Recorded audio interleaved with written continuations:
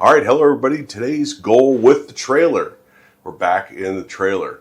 My last video was a video on my truck and the rough country lift kit.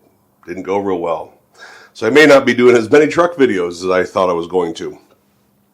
Didn't seem to be very popular. Today we are going to get all of the studs, all of these metal studs, caulked, silicone caulked to the wall, and try to get all of the wiring harness ran for the lights, for the 110 circuits, and for the 12-volt circuits in this 6x12 cargo trailer conversion. So let's get into it.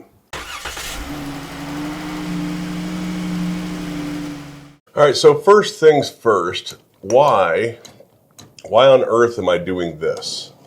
Why am I caulking these seams? They don't have to be pretty. I'm caulking these seams because on the other side of the stud, that's nice. So that's part of why I'm doing it, is because these aren't tight against, the sheets aren't tight against the studs. This is just not built that well.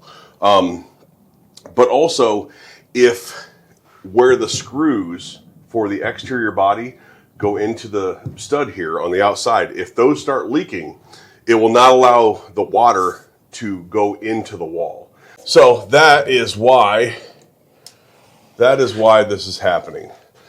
So that there's no banging, like there's no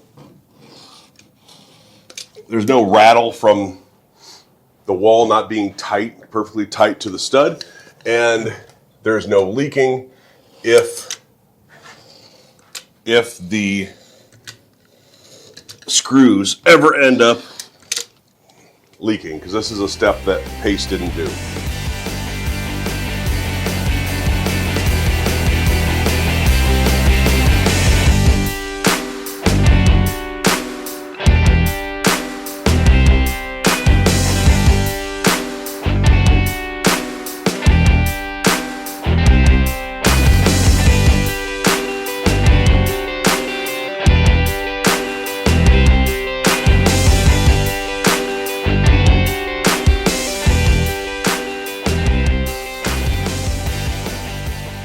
All right, next step is I'm going to paint all of the bare metal. There is a disturbing amount of bare metal in this trailer. Basically, what Paste did was they went around and painted anything you'll see as a consumer.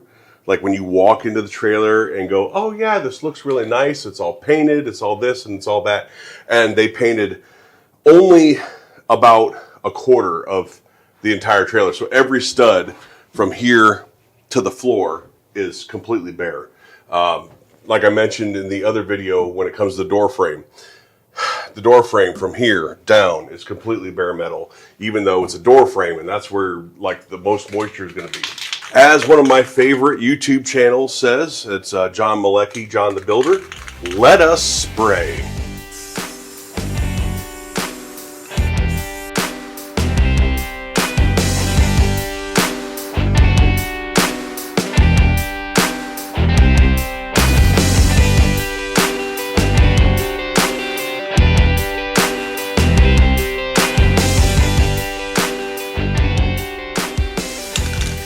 Come on, just a little more. Bam. With three studs left, opening another can. All right, so I'm going to put a window in this wall, and I'm going to put a window, probably, I'm not going to put a window in the door, I decided, but I'm going to put a window in the other wall next to the door, so directly the stud spot, the open spot, next to the door. I'm sorry, not next to the door, the one right here. I'm going to put a window here, and I'm going to put a window here. I know that my bench top is going to be about 40 inches high, and they are 15 by 22. So I'm thinking right around there. 22 by 15. So this is sort of what I'm looking at. I don't know how well you can see it, but here to here, here to here is where one window is going to be. The other one would just be in the other wall. The other one will be in the other wall in about the same spot. So I have made a couple of executive decisions without you guys, sorry. But before, on this wall in the cabinet was kind of where I was thinking about putting my battery system. One of you geniuses out there suggested that I start looking a little bit heavier at my load balance, because on this side of the trailer I have the bed, the AC, batteries, inverter, all that stuff, and on that side of the trailer basically just a TV and then my awning on the outside. So I'm going to put the batteries up here in the nose, front and center. So what I have here is I have a 50, is this a 50? I think it's a 50. A 50-foot roll of 12.3 SO cable. And a 100-foot roll of 2-conductor 16 gauge. 2-conductor 16 gauge for all of my DC lights and DC outlets. I have the connections for the lights. I needed a drill bit set. I have 3 GFCI outlets, cover plates, low voltage box for the 12-volt light switch when it comes, which will be here tomorrow, and some screws. And I had to do Depot and Lowe's today. So here's some P-clamps for the wires and some more screws. And I found 1-inch deep boxes. So these are 1-inch deep boxes for the 1-inch deep walls. So that is what my plugs will go in, is these 1-inch deep boxes, and some protectors or some rings and some tape. And I needed a new 90-degree tool, so I picked up a new DeWalt 90-degree tool. So let's start running wires.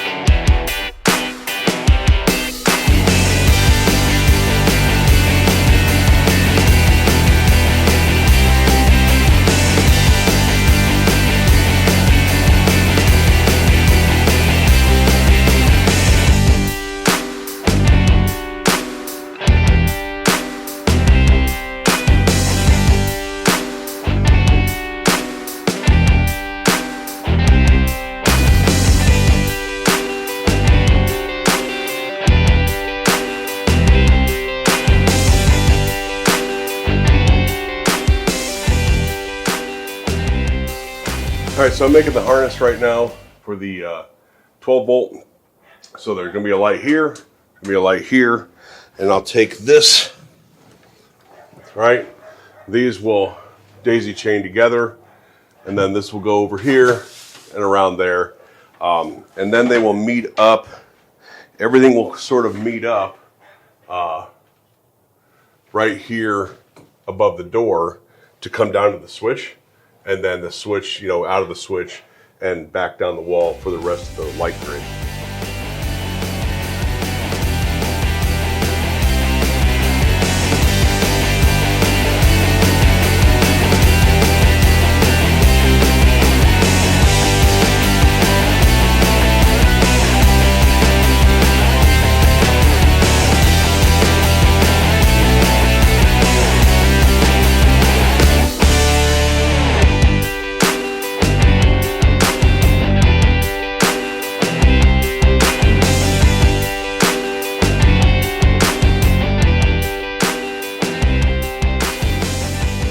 All right, so these are the lights I'm going to run. They're little 3-inch, 2 3/4 inch lights. So what I'm going to do is, so the red and black will go together, and then this will go to that. But I'll put bullet connectors on this. That way these are more easily replaceable. So I'll put the males on the red, females on the black, and then the opposite on the light. That way it can only get plugged in one way, because everybody screws up, and that's one way to make sure it doesn't happen.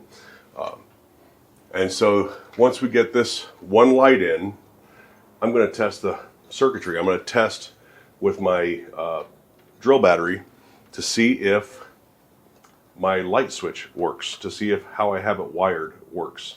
All right, so what I have right now is over here is my in and out of the light switch, right? In and out of the light switch. Those are touching nothing right now. I have my drill battery. So with those not touching, this should not light up.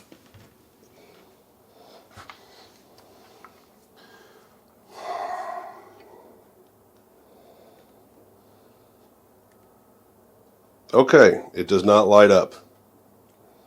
So let's go ahead and force those into the battery a little bit. And now, light switch, light. Yay! Sweet. So now I just go through, I continue stripping the wires, crimping them together, putting the plugs on, 1, 2, 3, 4, 5 more times. Right, I have all 6 lights wired up. I have the trigger in hand.